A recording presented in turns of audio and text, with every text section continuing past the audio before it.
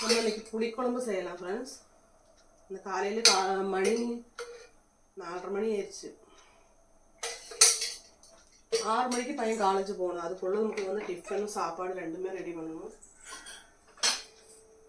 இன்றைக்கி என்னோட morning routine தான் பார்க்குறோம். இப்போ கொஞ்சம் வெங்காயம் போட்டிருக்கு. அதுக்கப்புறம் வந்து ஒரு 10-15 சின்ன வெங்காயம், அதுக்கப்புறம் வந்து ஒரு 1/4 ஸ்பூன் வெந்தயம் போட்டிருக்கு ஃப்ரெண்ட்ஸ். செமையாக இருக்கும். இப்போ ஒரு வந்து அரை முறை தேங்காய் இதெல்லாம் போட்டுட்டு நம்ம நல்லா மிக்ஸ் பண்ணி எடுத்துக்கலாம். நல்லா கலரெல்லாம் சேஞ்ச் ஆகிற அளவுக்கு மிக்ஸ் பண்ணிக்கலாம்.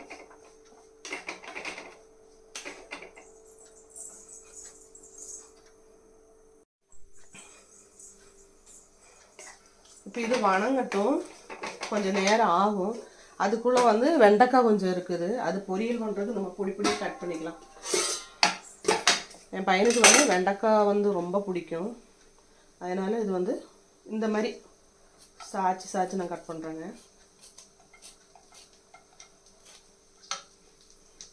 இந்த மாதிரி கட் பண்ணுறேங்க.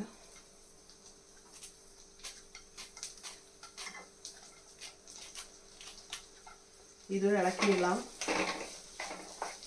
இல்லைன்னா அது கருகிடும். அது கூட நம்ம இதை கட் பண்ணி எடுத்துடலாம். வெண்டைக்காயெலாம் சேர்த்தது ரொம்ப நல்லது குழந்தைகள். ஆனால் வந்து ரொம்ப வணக்கி சாப்பிட்றது நல்லதில்லை. ஆனால் இவங்களுக்கு வந்து நான் ஃப்ரை பண்ணுறது ரொம்ப பிடிக்கும்.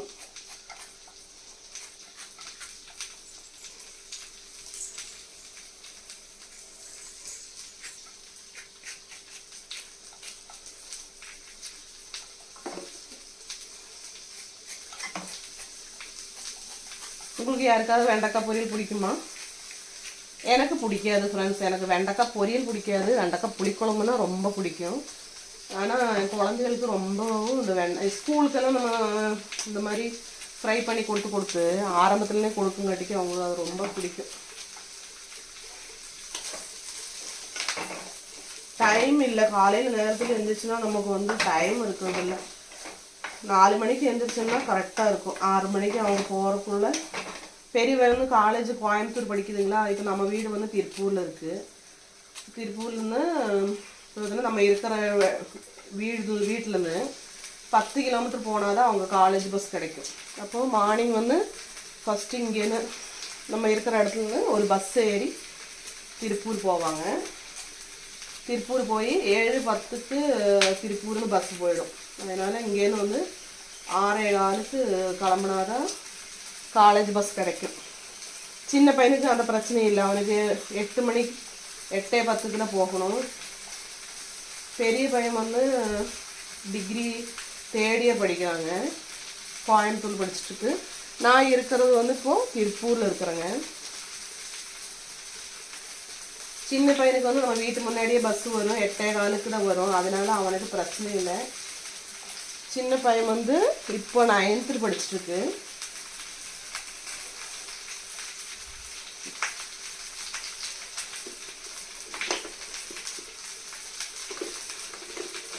இந்த வெண்டைக்காய் செய்கிறதெல்லாம் ஈஸி தான். ஆனால் அதை கட் பண்ணுறது கொஞ்சம் நைட்டே கட் பண்ணி வைக்கலாம். ஆனால் வந்து நல்லா இருக்காது. நான் அதனால் நைட்டு கட் பண்ணுறதில்ல. முடிஞ்ச அளவுக்கு வந்து காயெல்லாம் வந்து அப்பப்போ உடனே கட் பண்ணிக்கிறது தான் நல்லது.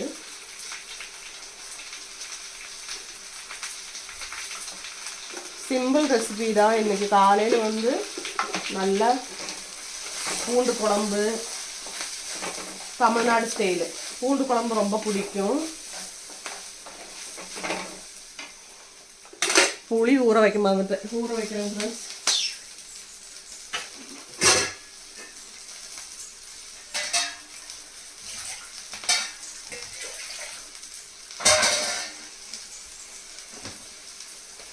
நான் நைட்டு தூங்கும்போதே என்ன பண்ணிட்டேன்னா, தூங்குறதுக்கு முன்னாடியே சும்மா இருக்கிற டைமில் வந்து பூண்டு சின்ன வெங்காயம் மட்டும் உரித்து ஃப்ரிட்ஜில் வச்சுட்டேங்க.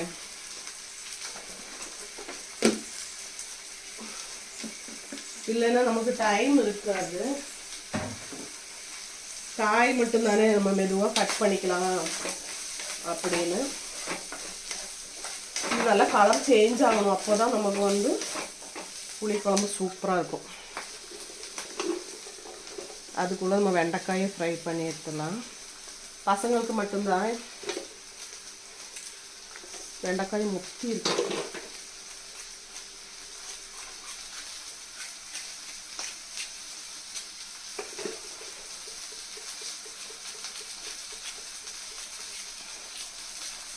என்னோடய வீடியோலாம் பிடிச்சிருந்தா கண்டிப்பாக சப்ஸ்கிரைப் பண்ணுங்கள் ஃப்ரெண்ட்ஸ். அப்புறம் உங்கள் ஃப்ரெண்ட்ஸ் யாராவது இருந்ததுன்னா அவங்களுக்கு பிடிச்சிருந்ததுன்னா ஷேர் பண்ணி விடுங்க, லைக் பண்ணுங்கள். அந்த மாதிரி நீங்கள் லைக் பண்ணுன்னா என்னோடய வீடியோ வந்து நிறைய பேருக்கு போய் சேர்ந்துடும்.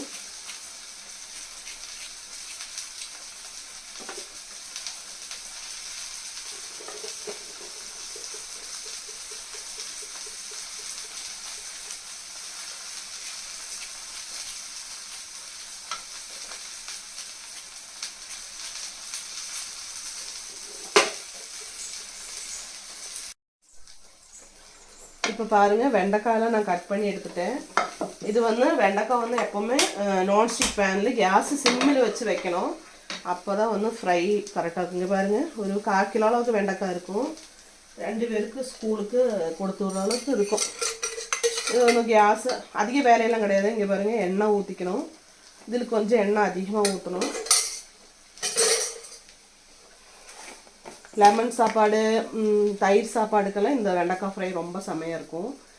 என் பசங்க வந்து எல்லாத்துக்குமே சாப்பிட்டுக்குவாங்க. சரி, அவங்க ரொம்ப பிடிக்கும். அதனால நான் வந்து இன்றைக்கி வந்து நம்ம வீட்டில் வெண்டைக்காய் மட்டும்தான் இருக்குது. சரி, இருக்கிறத வச்சு நம்ம செஞ்சுக்கலாம் அப்படின்னு. அதுக்கப்புறம் இந்த வெண்டைக்காய்க்கு தேவையான மிளகாத்தூளும் உப்பும் போட்டுக்கிறேங்க.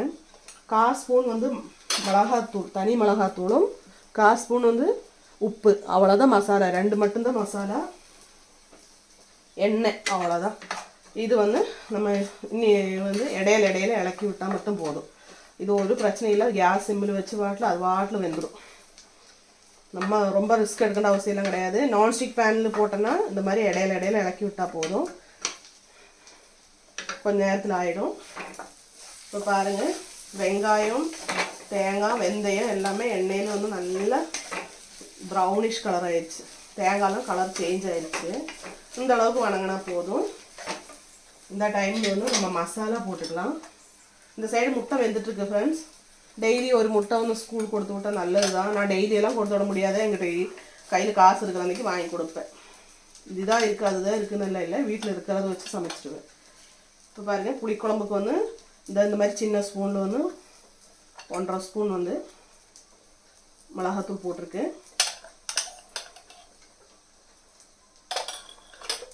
2 ஸ்பூன் அளவுக்கு மல்லித்தூளும் போட்டிருக்கு.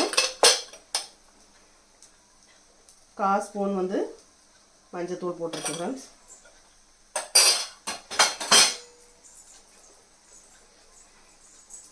இப்போ இது வந்து நல்லா வதக்கிடணும்.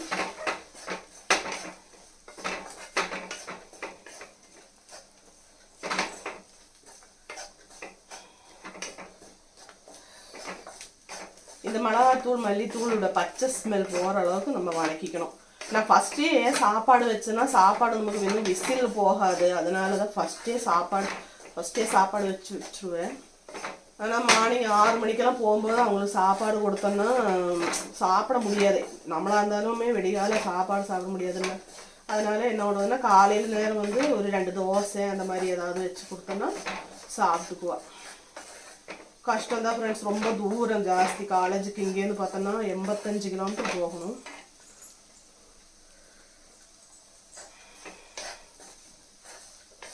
இன்னும் ஒரு 1 இயர் படிச்சிருச்சுன்னா காலேஜ் முடிஞ்சிடும். மார்னிங் போகும்போதெல்லாம் சுறுசுறுப்பாக போவாங்க.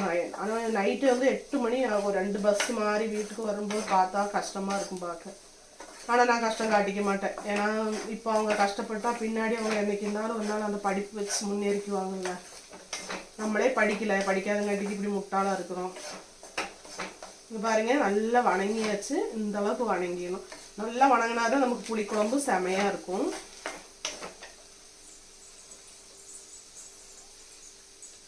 இது வந்து சூடு ஆறதுக்கு கொண்டே வைக்கணும். அப்போ தான் மிக்சியில் போட்டு அரைக்க முடியும்.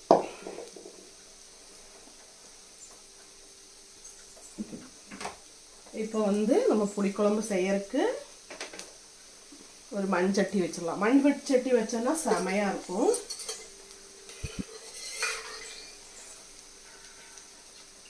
நான் வந்து பாருங்கள், இந்த மாதிரி கரண்டியில் வந்து 2 கரண்டி ஊற்றிருக்கு. ஸ்பூன்னா ஒரு 4 ஸ்பூன் எண்ணெய் இருக்கும். இந்த குழம்புக்கு வந்து நம்ம கொஞ்சம் எண்ணெய் அதிகமாக விட்டால் நல்லாயிருக்கும். இப்போ பாருங்கள், இது கேஸ் சிம்மில் வச்சுட்டு பொரிச்சு எடுத்துட்ருக்கு. அப்பப்போ இடையில இறக்கி விட்டால் மட்டும் போதும், கரெக்டாக இருக்கும். முட்டை வந்து வேக போட்டிருக்கு. முட்டை வந்து கரெக்டாக 1/4 மணி நேரம் கேஸ் எரிஞ்சால் மட்டும்தான் முட்டை வேகும். இது சூடு ஆறதுக்குள்ளே வச்சுட்டு வரேங்க ஃப்ரெண்ட்ஸ்.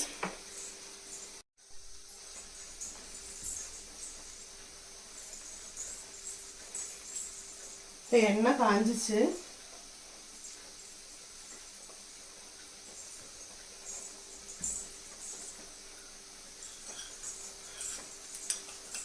கொஞ்சமாக கடுகு போட்டுக்கலாம் ஃப்ரெண்ட்ஸ்.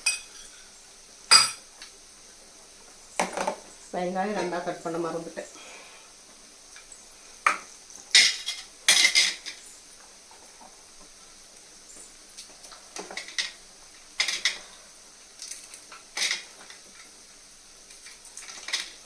கடுகு வெடிச்சிச்சு. இந்த டைமில் வந்து நான் பூண்டு ரெடி பண்ணி வச்சுருக்கு, தெரியுதுங்களா? பூண்டு குழம்பு தான் செய்கிறேங்க, சூப்பராக இருக்கும். பூண்டு கொஞ்சம் வணங்கணும். அதுக்குள்ளே நம்ம வெங்காயம் கட் பண்ணி எடுத்துடலாம்.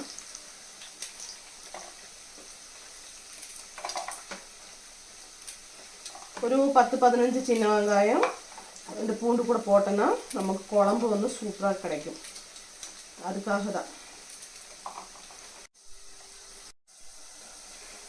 இப்போ இந்த டைமில் வந்து வெங்காயம் நான் கட் பண்ணியாச்சு 2. இப்போ ஒரு தக்காளி இதுக்குள்ளே போட்டுருக்கு, நல்லா வணக்கிட்டு இருக்கு ஃப்ரெண்ட்ஸ்.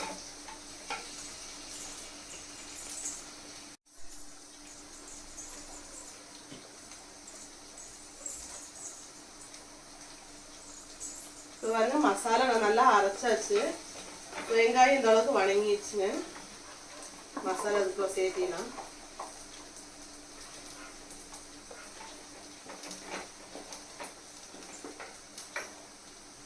முட்டை வெந்துருச்சு. முட்டை எடுத்துடலாம். முட்டை வந்து 1/4 மணி நேரத்துக்கு மேலே ஆயிடுச்சு. சாப்பாடு முட்டை ஆயிடுச்சு. அடுத்து மார்னிங் சாப்பிட்றதுக்கு 2 தோசை மட்டும் ஊற்றிக்கலாம், அவ்வளோதான். இப்போ நம்ம வந்து புளி கொஞ்சம் ஊற வச்சுருக்கு, அது வந்து நம்ம இதுக்குள்ள ஊற்றிக்கணும்.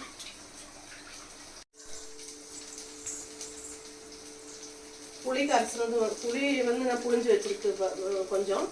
அது நம்ம வந்து இந்த தண்ணி இந்த விழுதெல்லாம் வச்சு இந்த வடச்சட்டியில் ஊற்றிடலாம்.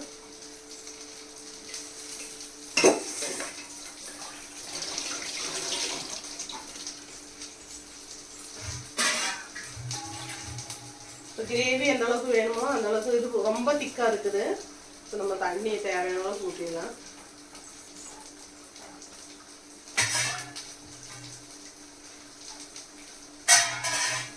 இப்போ வந்து குழம்புக்கு தேவையான 1 ஸ்பூன் உப்பு போட்டுக்கிறேங்க. உப்பு பார்த்து அப்புறம் போட்டுக்கலாம். கம்மியாக இருந்தால் அப்புறம் தேவையான போட்டுக்கலாம்.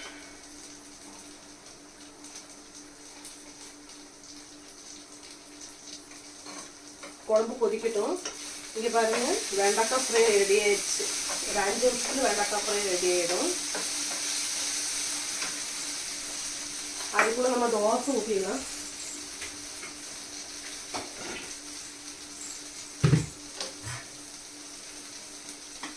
கல் சூடாகல.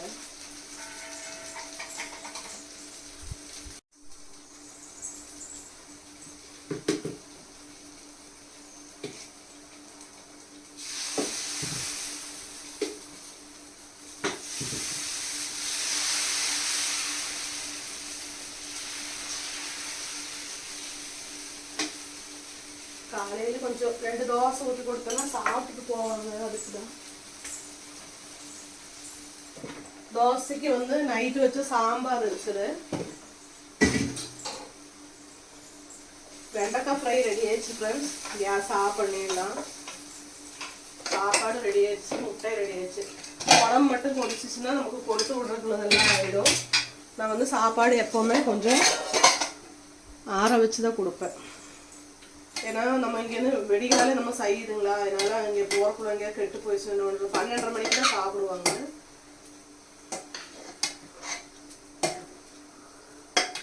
சாப்பாடு கொஞ்சம் ஆறட்டும்.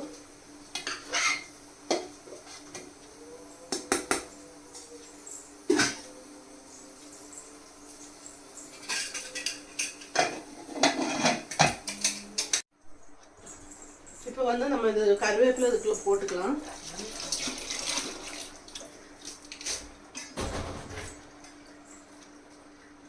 குழம்பு ஒரு 10 நிமிஷத்துல ரெடி ஆயிடும். காலையில் சாப்பிட்றதுக்குள்ள தோசை ஆயிடுச்சு. வெண்டைக்காய் பாருங்க, ஃப்ரை பாருங்க எவ்வளோ சூப்பராக ரெடி ஆயிடுச்சுன்னு பாருங்க, தெரியுதுங்க.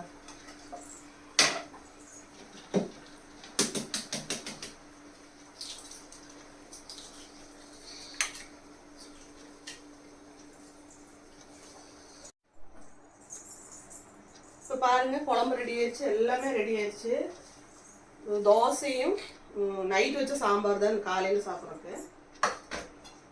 அப்புறம் சாப்பாடு, முட்டை, ஊறுகாய், பொரியல்.